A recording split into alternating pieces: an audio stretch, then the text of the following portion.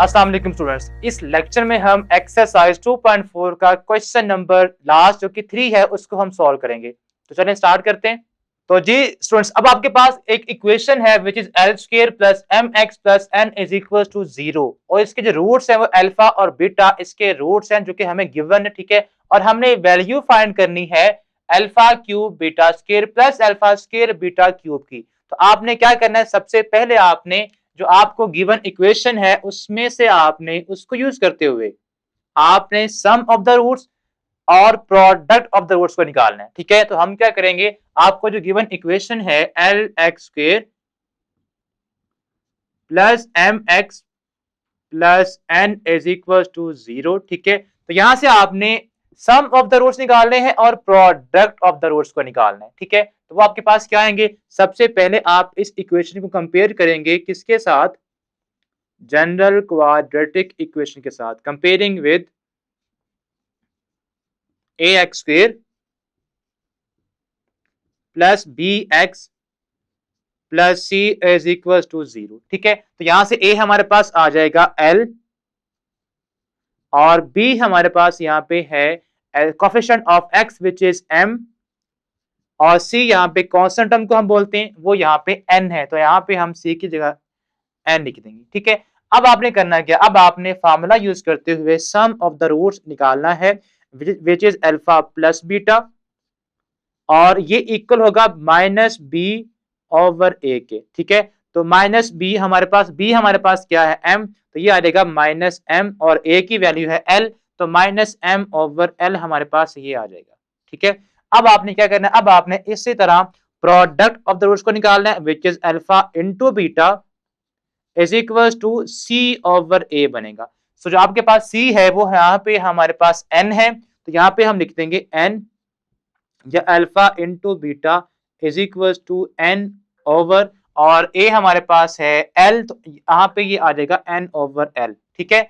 अब हम क्या करेंगे, अब आपने जो वैल्यू फाइंड करनी है, जो आपको गिवन एक्सप्रेशन है वो आप लिखेंगे which is equal to N beta square plus alpha square and beta cube, ठीक है। तो यहां से आप देखें कुछ कॉमन आ रहा है, कॉमन क्या आ रहा है, कॉमन आप यहां से लेंगे अल्फा स्क्वायर को और बीटा स्क्वायर को और यहाँ पे क्या बचेगा, सिंपल अल्फा बच जाएगा और यहाँ से सिंपल बीटा बच जाएगा।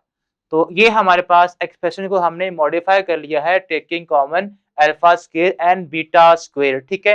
अब आपने अल्फा स्क्वायर बीटा स्क्वायर को लिखना है अल्फा बीटा होल स्क्वायर और ये हमारे पास सिंपल है alpha plus beta sum of the roots, ठीक है।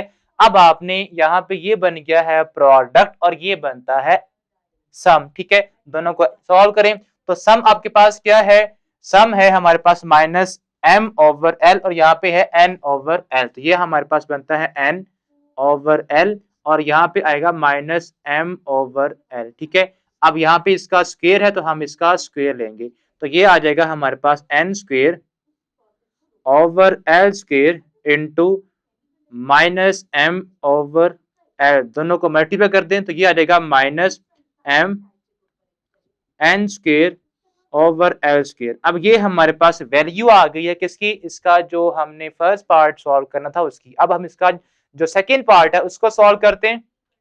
अब ये स्टूडेंट्स हमारे पास इसका जो सेकंड पार्ट है वो कुछ इस तरह से है 1 over alpha square plus 1 over beta square.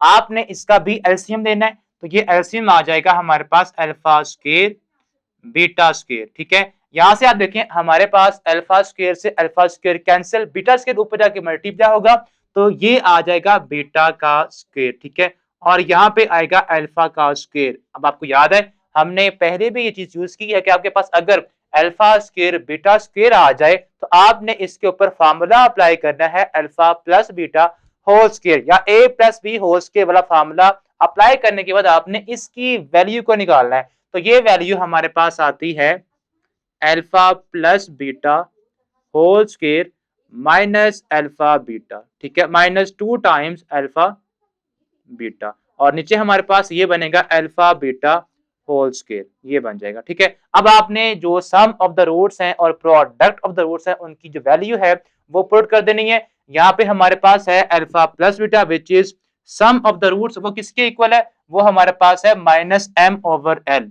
यहाँ पे हम पुट कर देंगे -m/l का स्क्वायर, और यहाँ पे -2 टाइम हमारे पास आएगा प्रोडक्ट n/l, और यहाँ पे हमारे पास नीचे आ जाएगा अल्फा बीटा यानी कि n/l होल का स्क्वायर। इसको जस्ट आपने अब सिंप्लीफाई करना है। जब आप इसको सिंप्लीफाई करेंगे तो ये आ जाएगा m square over l square -2n/l, और यहाँ नीचे हमारे पास आएगा n का स्क्वायर ओवर l का स्क्वायर। ठीक है, इसको जब आप मजीद सिंप्लीफाई करेंगे तो ये हमारे पास आ जाएगा। इसको हम यहां से अब्रेज कर देते हैं। ठीक है, तो ये एलसीएम जब आप लेंगे तो ये बन जाएगा हमारे पास m स्क्वायर -2nl, ठीक है, ओवर हमारे पास ये आएगा एलसीएम में, अगर आप देखें तो एलसीएम आएगा एल स्क्वायर। ठीक है, और यहां से हमारे पास ये बनेगा N square over L square. तो ये एल स्क्वायर से क्या हो जाएगा, कैंसिल हो जाएगा, और बचेगा क्या हमारे पास, ये बच जाएगा M square -2nl over N square. ये हमारे पास स्टूडेंट्स इसका फाइनली आंसर आ गया। ठीक है, तो ये था हमारा क्वेश्चन नंबर 3 जिसको हमने आज की इस लेक्चर में अंडरस्टैंड किया। उम्मीद करता हूँ कि आपको ये अच्छी तरह समझ आ गया होगा। अब हम नेक्स्ट वीडियो में एक्सरसाइज 2.5 स्टार्ट करेंगे। तब तक के लिए अल्लाह हाफ़िज़।